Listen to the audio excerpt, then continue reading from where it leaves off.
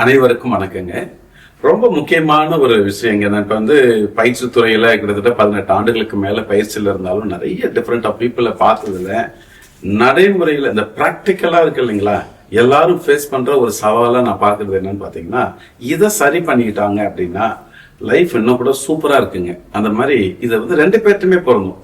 சில வீட்டுல பாத்தீங்கன்னா அவங்க துணைவியார் ரொம்ப நீட்டா கிளீனா இருப்பாங்க. ஏன்னா அவருடைய கணவன் பாத்தீங்கன்னா ரொம்ப அன்ஆர்கனைஸ்டா இருப்பாங்க. சில வீட்டுல ஒருத்தர் ரொம்ப தூய்மையா இருப்பாரு, வீட்டுல இருக்கவங்க வீடு பெருக்காம சுத்தம் இல்லாம இருக்காங்க அப்படின்னா அதுவும் டிஸ்டர்பன்ஸா இருக்கு. ஸோ நான் என்ன பாயிண்ட் சொல்ல வரேன்னு தெரியும்.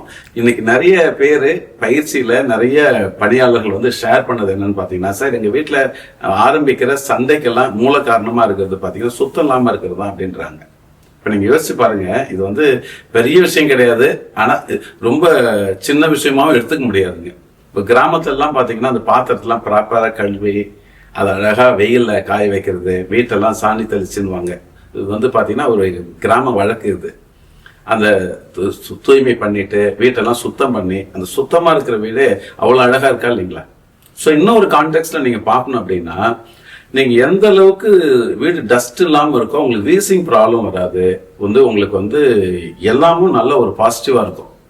அப்போ ஜென்ரலாவே இப்ப இது ஒரு பெண்கள் பாக்குறாங்க, இப்ப ஆண்களா இருந்தாலும் சரி, ஒரு ரெக்வஸ்டா வைக்கிறேன் நானு. இப்ப நம்ம உங்க லைஃப் பார்ட்னர் இருக்காங்கன்னா நீங்க கூட அசிஸ்ட் பண்ணலாம், சப்போர்ட் பண்ணலாம். நான் இதை பண்ணி தரலாமா, கிளீன் பண்ணி கொடுக்கட்டுமா ஜன்னலை, இல்லைன்னா ஃபேன் கிளீன் பண்ணட்டுமா அப்படின்ற மாதிரி. இப்ப பெண்கள் எனிவே நீங்க பண்ணதான் போறீங்க உங்களுடைய ஒர்க்கை, கமிட்மெண்ட் இல்லையா? அப்ப காலையிலயோ மாலையிலயோ வீட்டை அது சுத்தமா நீட்டா ஆர்கனைஸ்டா இருந்ததுனாவே அது வீட்டுல ஒரு பிளசன்ட் ஒரு ஃபீலிங்க கொடுக்குதுங்க. இப்ப நிறைய இடத்துல அது சொல்லி சொல்லி ஏன் இது பண்ணல போலன்னும் போது ஒரு வாய்ஸ் ரைஸ் பண்ணும்போது அது ஒரு சண்டையா மாறி அது வீட்டுல ஒரு பெரிய டிஸ்டர்பன்ஸா மாறாம இருக்கிறதுக்கு நம்ம பொறுப்பு, நம்ம செயல், நாம பண்ண வேண்டியது. அது ஒரு நிர்பந்தமா அதாவது ப்ரெஷரா எடுத்துக்காம ஒரு கிரேஸ்ஃபுல்லா நம்ம வீட நம்ம சுத்தமா வச்சிருந்தோம் அப்படின்னா குழந்தைங்களுக்கு நல்லது, பெரியவங்களுக்கு நல்லது, எல்லாருக்கும் நல்லது, நமக்கும் அந்த ஒரு அட்மாஸ்பியர் நல்லா இருக்கும் அப்படின்ட்டு ஒரு ஆர்கனைஸ்ட். அதாவது 5 years நீங்க கேள்விப்பட்டிருப்பீங்க. அது என்னன்னா மேனேஜ்மெண்ட்ல சொல்லுவாங்க, அதாவது அங்கங்க வைக்கணும், சுத்தமா இருக்கிறது, அப்ரூவப்படுத்துறது, ஆர்கனைஸ்டா இருக்கிறது.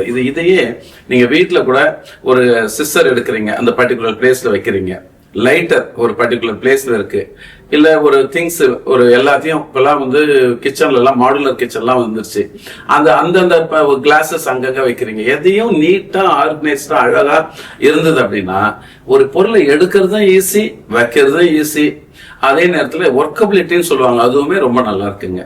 சோ கன்சிடர் இது ஒரு வாழ்வியல் பயிற்றுனரா ஒரு தூய்மை, அதாவது சுத்தம் சோறு போடணுவாங்கல்ல, சுத்தம் மகிழ்ச்சியை தரும் அப்படிதான் சொல்லணும். அந்த மாதிரி சுத்தத்துக்கு கொஞ்சம் முக்கியத்துவம் கொடுத்து பாருங்க. கொஞ்சம் ஒரு வீட்டை இன்னும் ஒரு அழகா, இப்ப என்ன பெட்டரா இருக்கீங்கன்னு அப்படின்னா இன்னும் கொஞ்சம் பெட்டரா மாத்தி பாருங்க. வரவங்களும் சொல்லுவாங்க எவ்வளவு அழகா நீங்க மெயின்டைன் பண்றீங்க வீட்டை அப்படின்னுவாங்க. மற்றவங்க சொல்றது இருக்கட்டுங்க, வீட்லயே ரொம்ப அழகு ஒரு ஒரு ஒரு ஹாப்பினஸ் உங்க லைஃப் பார்ட்னர் ஃபீல் பண்றதுக்கு நீங்க ஒரு வாய்ப்பு கொடுக்கலாம் இல்லையா?